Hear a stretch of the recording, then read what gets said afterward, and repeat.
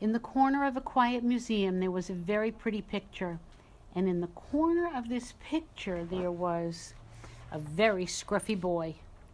The artist had painted him one Monday morning when he wasn't feeling too well, so he turned out to be more of a smudge than a proper boy. Now, this Smudge was an awful fidget. He was so bored with his picture he couldn't stay still. One evening he fidgeted so much that he cracked his paint and fell clean onto the floor. When the people in the museum saw the hole he'd made, they were horrified and took the painting down to the basement to be repaired. Smudge smiled. "Now I can find a really exciting picture to live in," he said. Suddenly he thought he heard a noise of battle on the opposite wall. "That sounds more like it," he chuckled. "I'll join that one." I'm right glad thou could come, lad," said King Harold. "We need all the help we can get," and King Harold pulled him in. But once inside, it was awful, not at all what he'd been used to. Galloping horses, shouting, men, swords, arrows. Smudge jumped out as quickly as he jumped in and looked around for something a little less crowded. He noticed a vase on a tall pedestal with only 2 men on it, so he climbed up and got on that. "Clear off," shouted Achilles. "We're having a fight. This is no place for kids."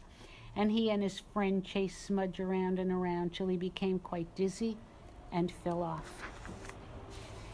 In the next gallery, Smudge saw a man with a dog.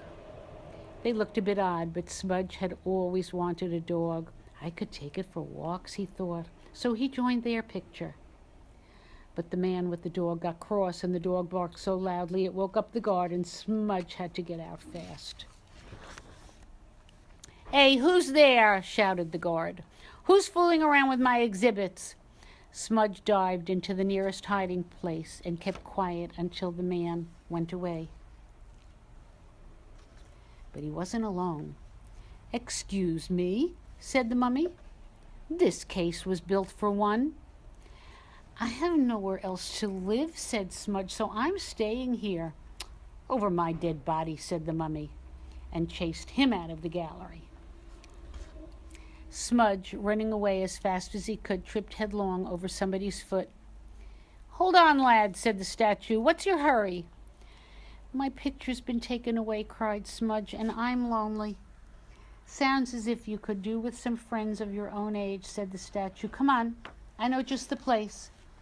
He took Smudge to a large painting. "There you are," he said. "They're a good bunch. Get in with them." "I've always wanted to fly," thought Smudge. The cherubs were good fun, but they played around so much they woke the baby. They blamed Smudge, and he asked him to leave. Sadly, he sat down under a piece of sculpture. It was a lady, but she didn't mind. She was glad to have some company. But she went on so much about her aches and pains that Smudge was very relieved when he saw the men returning his own painting. "My picture's not too bad," he thought. "At least I'll get a bit of peace and quiet if I go back." But Smudge was in for a nasty shock.